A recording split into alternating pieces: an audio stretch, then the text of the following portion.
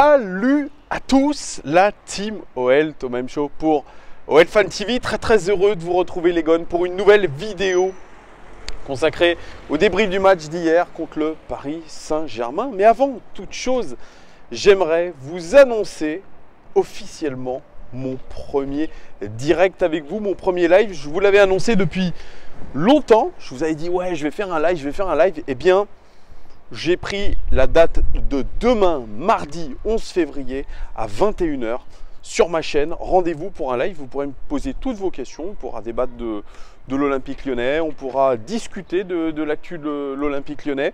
Mais vous pourrez aussi me poser d'autres questions, bien sûr. Donc j'espère que vous serez nombreux lors de ce direct, lors de ce super chat demain à 21 h. Voilà, je le fais en début de vidéo, comme ça le maximum de personnes sera au courant. Bref, revenons sur le match. Supporter de l'OL, j'espère. Ouais, c'est galère. Ah, pas supporter du tout? Ah bon, tant pis, c'est une vidéo sur l'OL, sur le débrief du match d'hier. Ah, malgré tout, on verra, on espère que ça va bien s'enchaîner. Hein. Merci. Débrief du match d'hier, les gones. Désolé pour ceux qui ont suivi mon pronostic, c'est vrai que j'étais un petit peu trop optimiste par rapport à ce qui s'est passé. Moi, je voyais une victoire de l'Olympique Lyonnais, je voyais un exploit. Je me suis dit, bon, j'ai quand même senti quelques belles performances de l'OL sur ce début de saison, même sur l'année dernière. J'avais prévu la victoire à l'extérieur contre Manchester City. Mais cette fois-ci, eh bien, je me suis trompé, désolé, tant pis pour votre portefeuille, mais bon, vous l'avez déjà bien assez garni, je vous ai donné quand même pas mal de résultats positifs, les gones, ces derniers temps. Oui, l'OL s'est incliné, même si, franchement, sur les 10 premières minutes, moi j'y ai cru. Tout le monde y a cru, on a vu une équipe de l'OL transcender. Alors Rudy Garcia, lui, il avait choisi de faire un choix fort, d'ailleurs, que j'avais prévu. Si vous avez écouté l'avant-match, la titularisation, surprise, mais pas tant que ça au final par rapport à la qualité de sa rentrée contre Amiens, la titularisation de Ryan Cherki en tant que milieu droit, un 4-2-3-1 concocté par Rudy Garcia avec une défense centrale habituelle qui reste la charnière centrale, je pense, de référence de l'OL. Ça y est, elle est trouvée, c'est Marcelo et Denayer. À droite, Raphaël, à gauche, Marsal. Double pivot composé de Thiago Mendes et de Lucas Touzard. Et puis ce milieu à 3 avec à droite Ryan Cherki. Au centre, nous avions... Non, je vais déjà faire à gauche. Nous avions Oussem Aouar. Non, au centre Oussem Aouar. Et puis à gauche, Martin Terrier. Et en pointe, Moussa Dembélé. L'un des boulots d'âme, le Moussa Dembélé. Donc c'était une petite surprise quand même au coup d'envoi.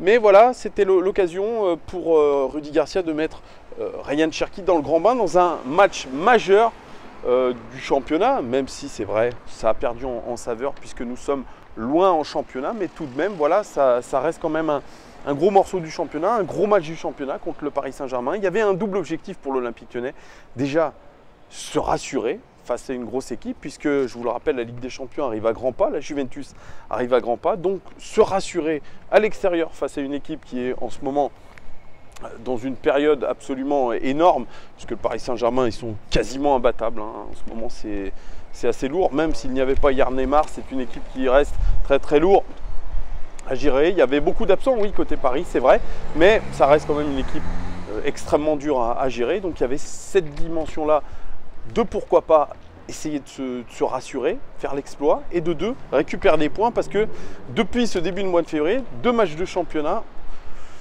eh bien, on n'a pas réussi à faire le plein de points, c'est le moins qu'on puisse dire, puisque désormais, après le match contre le Paris Saint-Germain, nous avons marqué 3 points en 3 matchs, ce qui est trop faible dans la course au titre, puisque le podium est en train de s'éloigner. Nous sommes actuellement 9e du championnat, ce qui est vraiment très loin des standards, loin de ce qu'on voudrait, loin des objectifs affichés par le club. Mais c'est vrai que ce début de match, eh bien, il a été plutôt séduisant de la part de l'Olympique Lyonnais. On a fait 10 minutes, un quart d'heure de très haut niveau, où on a été les chercher très haut, où on les a empêchés de jouer, les Parisiens. On a montré beaucoup d'envie, ce qui est assez rare hein, quand même à noter.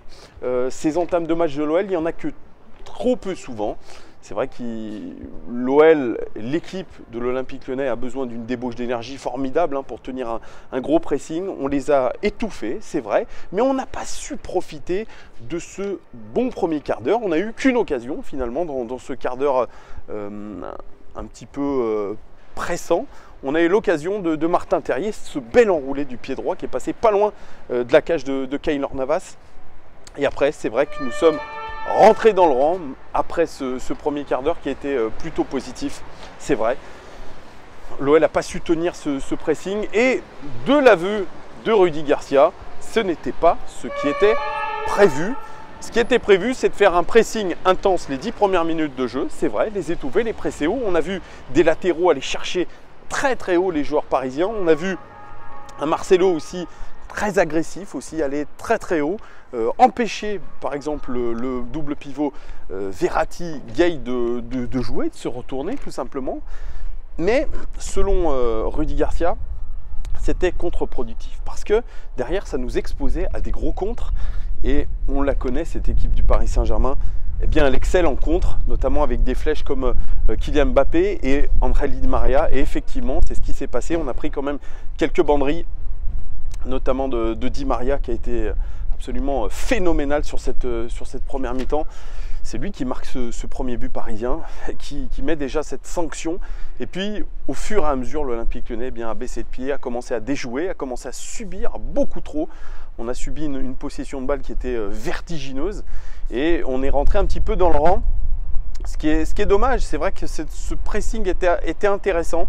Après, bien sûr, il aurait fallu passer en bloc médian plutôt que de se faire contrer, parce que quand vous faites contrer avec la vitesse d'exécution des fantastiques devant, hein, ils n'étaient pas 4 hier soir, mais ils étaient quand même au moins deux fantastiques, 2 flèches.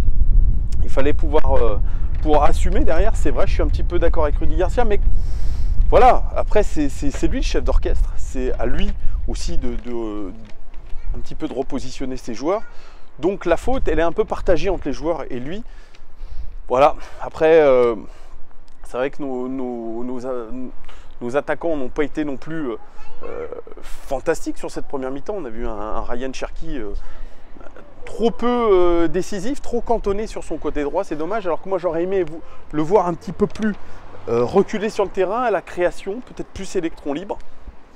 On a vu un Moussa Dembélé qui a essayé de peser, qui a essayé de faire beaucoup de courses vers l'avant. Un Martin Terrier qui a été très généreux dans l'effort. Mais je pense que ce qui nous a aussi un petit peu handicapé, c'est ce double pivot. Mendes Touza, qui pour moi est encore une fois en dessous techniquement et qui ne nous permet pas aujourd'hui d'avoir cette aisance technique, cette capacité à ressortir proprement les ballons. C'est un petit peu dommage et c'est vrai que on a bien réagi. On a bien réagi après ce 3-0, ce but. J'en reparlerai, ce but absolument casquette de Marsal et Mendes, but contre son camp absolument horrible. On a bien réagi dès la 59e minute avec la rentrée notamment de Toko Ekambi qui a été vraiment très intéressante par sa capacité à produire des courses vers l'avant dans la profondeur et en allant très très vite balle au pied et en prenant la bonne décision à un moment donné quand on réduit le score par Dembélé. C'est à ce moment-là qu'on aurait pu y croire en se disant que l'OL allait faire la remontada. Malheureusement, ça ne s'est pas déroulé comme ça. Statistique générale de ce match, 16 tirs côté, 16 tirs côté parisien, 7 tirs seulement côté lyonnais, 5 cadrés pour les parisiens, 2 cadrés seulement pour les lyonnais, 118 passes réussies dans le dernier tiers pour les parisiens.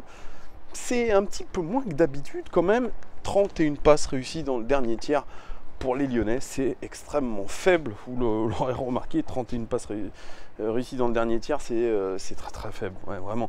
17 centres côté parisien, 10 centres seulement côté lyonnais. Pour une fois, on n'a pas trop centré. Normalement, notre moyenne elle est à 20-25. Là, 10 centres, c'est pas beaucoup. On n'est pas beaucoup passé par les côtés, puisqu'on n'a pas eu l'occasion, surtout d'écarter le jeu. On a été très bien muselé dans ce domaine. Au niveau des tacles, 25 tacles réussis des deux côtés. Effectivement, ça a bien maillotché quand même, hein. Ça a bien pulsé, hein. Il y a eu beaucoup de contacts, il y a eu beaucoup d'agressivité, surtout dans le premier quart d'heure. Côté lyonnais, c'est vrai qu'on a vu des joueurs vraiment aller sur sur l'homme, dur sur l'homme, montrer qu'ils étaient là. C'est vrai, on a vu ce côté agressif dans le bon sens du terme, et ça a fait plaisir. Ça nous a donné un petit peu d'espoir pendant 10 minutes. 51% de possession dans le camp adverse pour les Parisiens, 49% de possession dans le camp adverse pour les Lyonnais. Ça, c'est une statistique plutôt intéressante. Finalement, on a été jeu égal au niveau de la possession dans le camp adverse. Ça, c'est une statistique plutôt positive. Au niveau des passes réussies dans la surface de réparation, eh bien là, c'était un véritable assaut. 18 passes réussies dans la surface sur 32 tentées par les Parisiens. Et nous, 3 passes réussies dans la surface sur 8 tentées seulement. C'est faible aussi, ça montre qu'on a eu énormément de mal à se procurer des occasions et notamment à aborder cette surface de réparation parisienne. Au niveau des expected goals, vous allez voir, c'est pareil.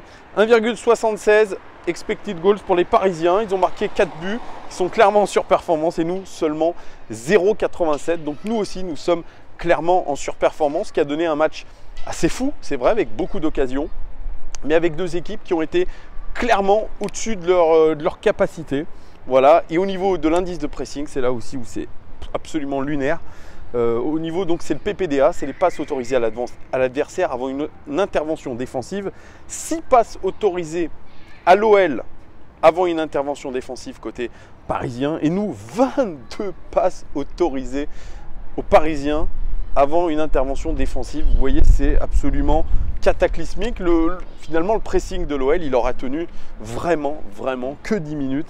Et derrière, on aura vraiment laissé le jeu aux Parisiens, c'est sûr. C'est quand même... je trouve cette statistique, elle montre un petit peu la différence d'intensité entre les deux équipes, surtout au niveau du pressing. C'est comme ça, mais bon, voilà, nous on sait que depuis le début de la saison, on est moyen en Ligue 1, au niveau du PPDA, on est à 12, les Parisiens sont à 7, ils sont vraiment dans leur standard. Nous, on est très loin de notre standard, malheureusement. Et l'OL, c'est une statistique aussi intéressante et accablante, surtout pour l'équipe cette saison. Et pour Rudy Garcia, c'est la seule équipe à avoir perdu tous ses matchs face à une équipe du top 5, soit 6 matchs. 6 matchs perdus, ça fait peur et ça montre à quel point cette équipe de l'OL, elle est fragile cette saison et franchement, on est très loin sur nos temps de passage. Et ça peut inquiéter quand même. Cette incapacité permanente aujourd'hui à pouvoir gagner contre une équipe du top 5, ce qu'on était capable de faire quand même par le passé, ce qu'on était capable de faire sous l'ère Genesio.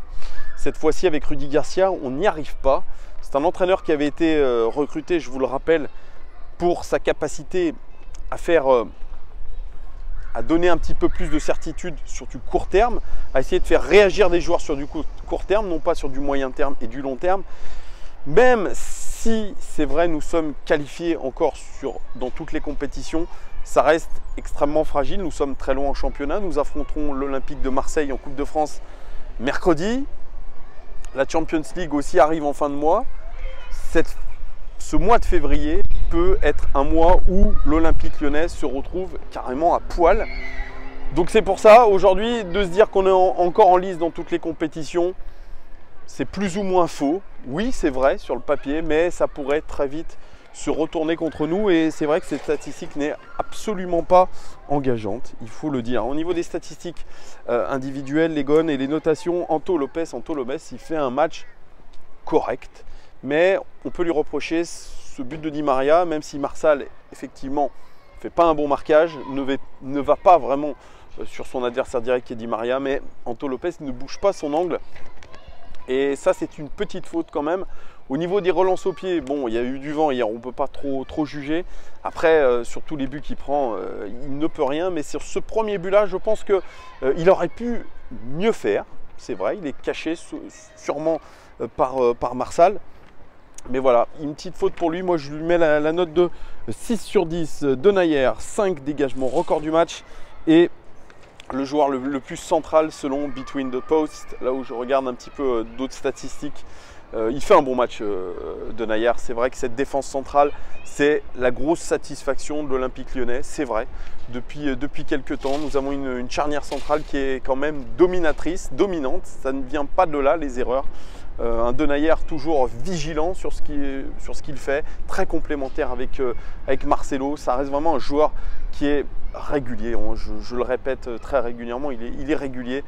Il a essayé, bien, vous voyez, 5 dégagements, record du match. C'est uniquement dans les meilleurs, dans les 5 meilleurs joueurs de tous les domaines du jeu. Alors on n'y est pas beaucoup présent, hein, je vous rassure, c'est beaucoup plus de Parisiens qui y sont, mais voilà, au niveau des dégagements, c'est vrai qu'il y a eu cette protection de la surface de réparation. Et puis le plus central, par contre, c'est ce qui m'embête un petit peu, c'est que le joueur le plus central dans le jeu lyonnais, ça soit notre défenseur central, libéraux entre guillemets.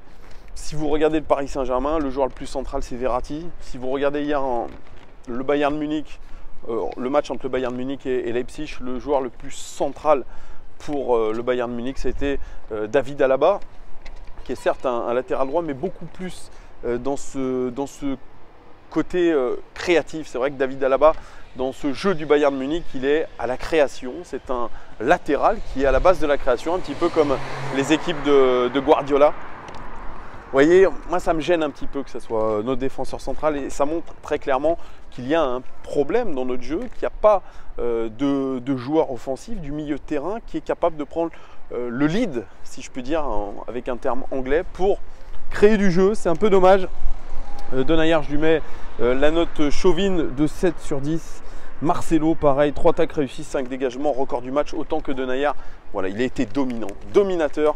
Notre ami Marcelo, un petit peu moins en vue dans le jeu de relance, puisque, ça je ne l'ai pas dit aussi de Denayer, lui, il a pris des risques à la relance, il a essayé de porter le ballon, il a essayé de fixer son adversaire direct pour faire un petit peu avancer le bloc. Ce qu'a moins fait Marcelo, mais Marcelo, on l'a vu plusieurs fois au contact de Kylian Mbappé, ne pas se jeter, contrer le ballon. Et puis, c'est vrai que depuis quelques temps, il monte un peu ce côté agressif, mais un peu coup de pression. C'est vrai que quand Kylian Mbappé, à la 90e minute, a commencé à faire des gris-gris vers la ligne de touche, le poteau de corner, il est venu mettre un petit taquet. C'est vrai que c'est anti-sportif, ce n'est pas fair play, c'est vrai. Mais ça montre que Marcelo, ben, il est là pour mettre un petit peu les coups de pression. Et si vous êtes dans l'équipe adverse, vous pouvez vous dire, qui c'est ce connard? Ce mec est antipathique, mais c'est vrai que vu du côté supporter lyonnais, on se dit, voilà, il montre qu'il est là et qu'il y a quelqu'un qui ne se laisse pas faire. Et je trouve que cette image-là, elle est à double sens, mais elle est plutôt intéressante de notre côté. Ça montre que Marcelo, il est pleinement concerné depuis un petit peu qu'il s'est réconcilié, qu'il a été titulaire contre Bordeaux, qu'il s'est réconcilié avec les supporters. Eh bien, il est de nouveau vraiment pleinement concerné et je le trouve très bon. Mais déjà la saison dernière, je vous le disais, je le trouvais pas mauvais. Il faisait ses matchs. Je trouve qu'il y a eu un bashing qui a été de temps en temps un peu minable le concernant. Donc Marcelo, moi je suis content de l'avoir aujourd'hui. Il est bien meilleur en tout cas qu'Andersen. Il est sur une bonne dynamique malgré tout. Je lui mets la note de 7 sur 10 aussi. Marsal, un centre réussi sur un tenté, 3 interceptions record côté lyonnais dans ce match et 3 dégagements. Il fait une première mi-temps qui est pas dégueulasse. Marsal avec beaucoup d'envie jusqu'à bah oui, c'est pour sa gueule, hein, le but de Di Maria, le premier, puisqu'il attend trop Di Maria sur les talons, il recule, et puis voilà, à un moment donné, la petite fin de frappe de Di Maria, eh bien, elle le déporte légèrement, ça lui ouvre de l'angle, et puis voilà. Il n'a pas défendu en avançant, donc ça, c'est une première erreur, et puis ce but contre son camp, complètement casquette, c'est pour sa gueule aussi, et puis derrière, eh bien, il quitte complètement son match dès le début de la première mi-temps, la deuxième mi-temps, pardon. Voilà, ce but l'achève mentalement et derrière, Rudy Garcia décide de le changer et carrément faire passer Raphaël faux-pied pour faire rentrer Tété. C'est un non-match au final pour Marsal. C'est dommage, il fait preuve d'envie, il fait preuve de... Vraiment, on sent qu'il a quelque chose, vraiment il a le feu, il a envie de se battre, il a envie de tout ça, mais... Malheureusement, lui, comme trop souvent cette saison, c'est inconstant, c'est irrégulier. Soit c'est une blessure, soit c'est un carton rouge, soit c'est une faute technique.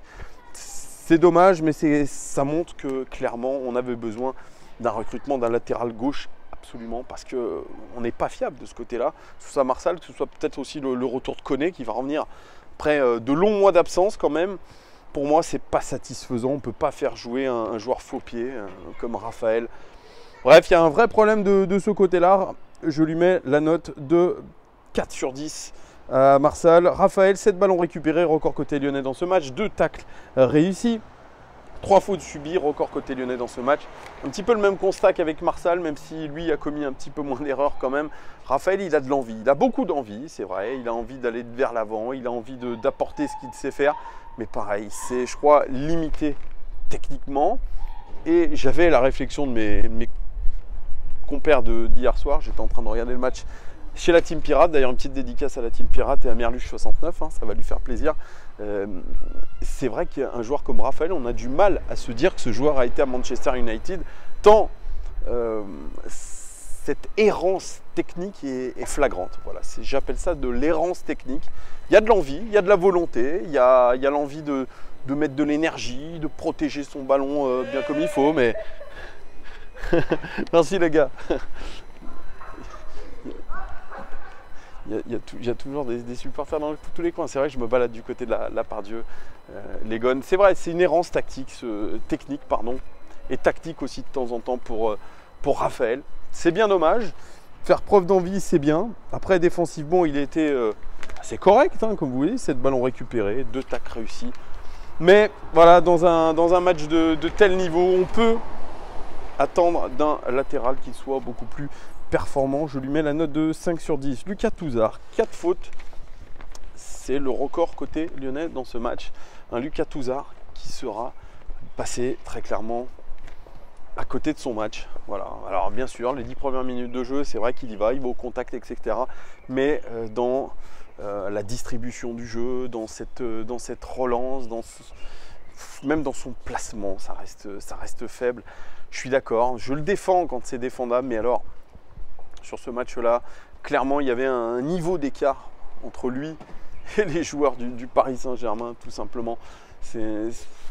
Voilà, c'est les limites aussi d'un joueur comme Lucas Touzard. Je suis bien d'accord avec ceux de temps en temps qui le décrit.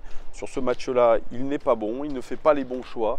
Il n'est pas dominateur sur ce milieu de terrain. Et c'est vrai que si on prend autant une valise, c'est en partie à cause de ce milieu de terrain qui n'est absolument pas dominateur, ce double pivot qui n'est pas complémentaire pour moi.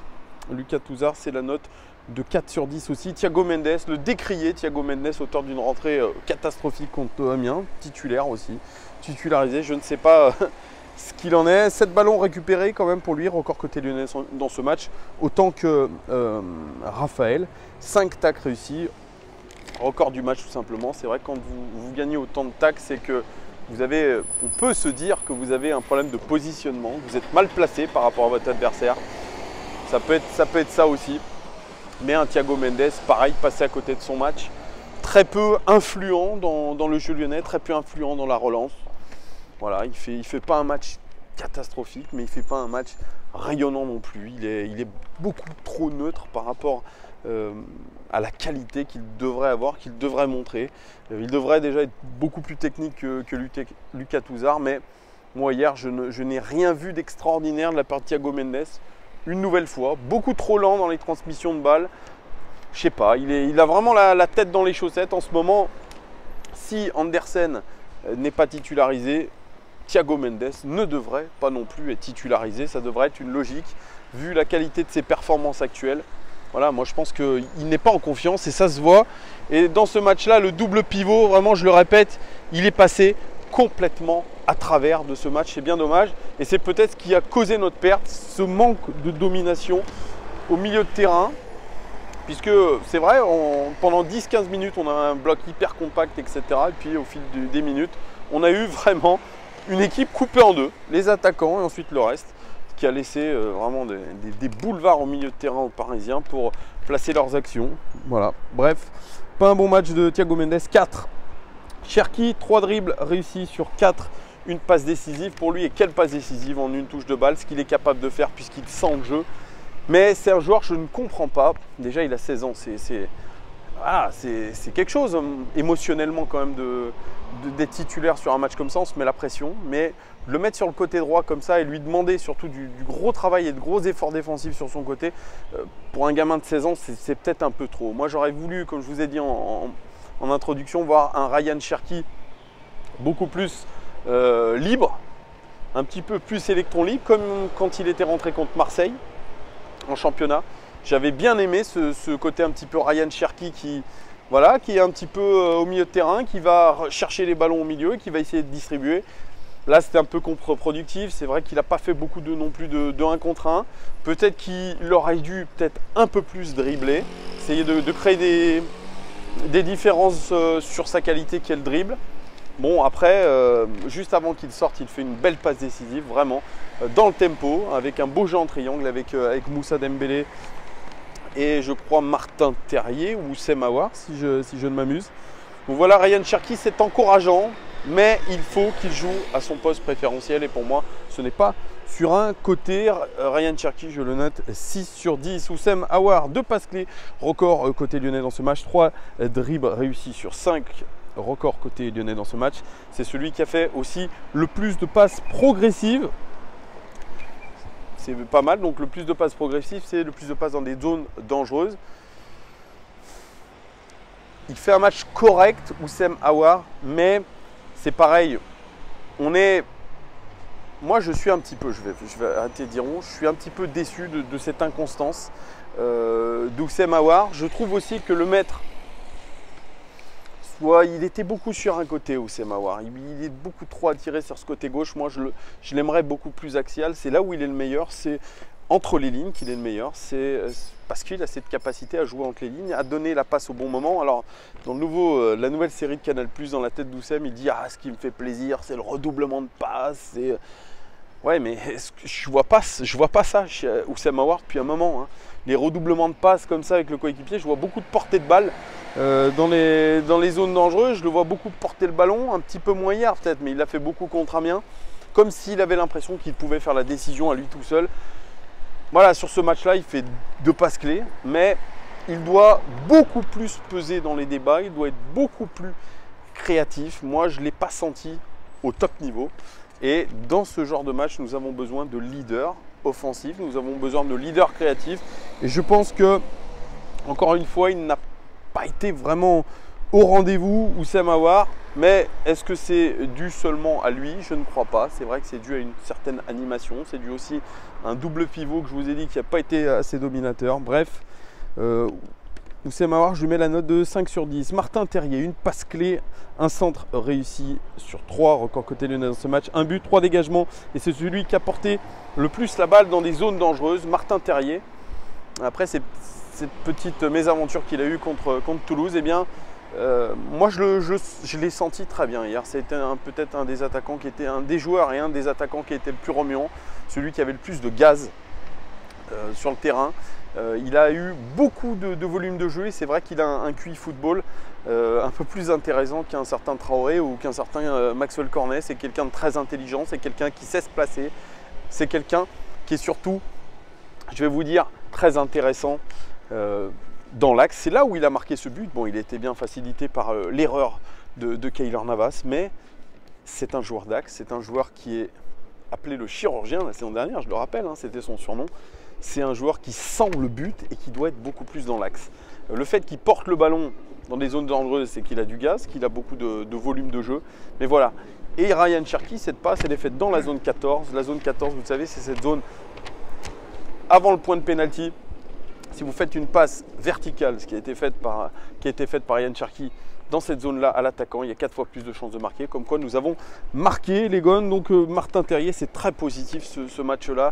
Il est très encourageant pour lui et il devrait encore lui ouvrir les portes d'autres titularisations et peut-être contre Marseille. Donc, c'est un bon match de sa part. C'est 7 sur 10 pour Martin Terrier. Moussa Dembélé, un duel offensif réussi sur 4. C'est le record du match. Un but pour lui. 3 dégagements. C'est celui qui a créé le plus d'occasions dans le jeu lyonnais. C'est celui qui a reçu le plus de ballons dans les zones dangereuses. Un Moussa Dembélé qui a fait le job, qui a été courir sur les seconds ballons, qui a multiplié les courses et qui a eu, il a eu cette chance de marquer. Il aurait pu marquer l'égalisation à 3-3 sur cette passe, je crois, de Oussem Aouar ou peut-être de Ryan Cherki. Je ne m'en souviens plus, mais en tout cas, il a marqué ce but-là. Il aurait pu en marquer un deuxième, mais il a manqué peut-être un petit peu de lucidité.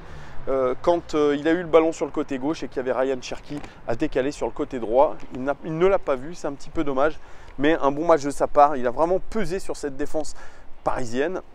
Moussa Dembélé à sa décharge, il fait tous les matchs. Je pense qu'il commence vraiment à être un petit peu fatigué. Je ne comprends pas par contre la gestion de Rudy Garcia de ce joueur-là qui, si elle se blesse, pourrait vraiment nous manquer. En tout cas, c'est un bon match de sa part, je le note. 7 sur 10 lui aussi. La rentrée de Toko Ekambi, bien, elle est un petit peu décisive puisque quand il rentre, il propose beaucoup de courses vers l'avant, des courses en profondeur. Il était très juste sur la passe faite à Moussa Dembélé. Malheureusement, après, son influence bien diminue beaucoup. C'est un petit peu dommage, c'est vrai. On était revenu à hauteur des Parisiens en termes d'expected goals après le but de Moussa Dembélé. Et puis après, on est rentré une nouvelle fois dans le rang. C'est dommage, c'est dommage. C'est dommage qu'on n'ait pas continué sur cette lancée. C'est dommage pour lui qu'il ne soit pas resté sur cette lancée. Mais en tout cas, quelle générosité de la part de ce joueur-là, qui est utilisé plutôt côté alors que c'est un joueur d'axe. Voilà, moi j'aimerais bien, peut-être contre Marseille, le voir dans l'axe, titulaire dans l'axe, ça pourrait être très intéressant. Kenny Tété, une rentrée aussi correcte, positive, c'est vrai que 2 interceptions pour lui. Et puis, je ne parlerai pas de la rentrée d'un certain Bertrand Traoré qui est encore une fois pas décisif, encore une fois à la ramasse. Ce coup franc qu'il a tiré dans les nuages en est la preuve. Bertrand Traoré, c'est vraiment le... Je sais pas comment décrire ce joueur, mais en tout cas, il est pas dans les très bonnes conditions. Lui non plus, 0 but en championnat cette saison. Je sais pas ce qu'il fait. Ce joueur-là, vraiment, s'il venait à partir, je ne le regretterais pas. Voilà, c'est tout pour vous dire. Bref, les gars, voilà, c'était mon débrief. Malheureusement, nous sommes 9e du championnat. On a 8 points de Rennes, je crois. Ça devient très compliqué. On joue Strasbourg, surtout dimanche prochain. On a un match hyper important mercredi en Coupe de France, puisque évidemment, si on est un petit peu à la traîne en championnat, il va falloir compenser. Peut-être par une victoire en coupe, mais encore une fois, il y aura l'ogre parisien. Hein. C'est vrai, on va les affronter en finale de Coupe de la Ligue. Et puis si on passe en Coupe de France, et pourquoi pas en arriver en finale, il y aurait toujours l'ogre parisien. Donc c'est difficile aussi de se dire qu'on pourra gagner une coupe cette année. Voilà, il faut être réaliste. Hein. Et puis je pense que ce match peut faire mal aussi aux Lyonnais en se disant on a perdu contre le Paris Saint-Germain, ça risque d'être la même aussi sur un match aller-retour face à la Juve. Ça peut faire mal aussi mentalement ce match. Il peut faire mal. Ce début du mois de février, je pense, peut faire très mal aux joueurs lyonnais. On verra la réaction chez nous au Groupama Stadium contre Marseille en Coupe de France. On verra. Ça va donner déjà des petites indications. Et puis, match importantissime. Dimanche prochain contre Strasbourg. On verra bien aussi où on en est. Ça aussi, c'est la grosse interrogation de savoir ce qu'on va donner. Voilà, 32 minutes que je vous parle. J'ai été peut-être un peu long. Les gars, merci en tout cas de me soutenir, toujours de plus en plus nombreux. Donnez-moi votre avis sur ce match-là. Dites-moi un petit peu qui vous a plu, qui vous a déplu. Parlez-moi de Garcia aussi. Parlez-moi de Rudy Garcia un petit peu. Voilà, dites-moi ce que vous avez pensé, même de sa conférence de presse d'après-match. Hein. Voilà, j'en ai un petit peu parlé, pas beaucoup. Vous m'en parlerez, vous, si vous en avez l'occasion. Et puis, rendez-vous demain, 21h, les gones, pour un live. Premier live que je fais sur ma chaîne YouTube. On parlera de tout ce que vous voulez. Soyez au rendez-vous. À demain, 21h, les gones. Ciao, ciao, ciao, ciao, ciao!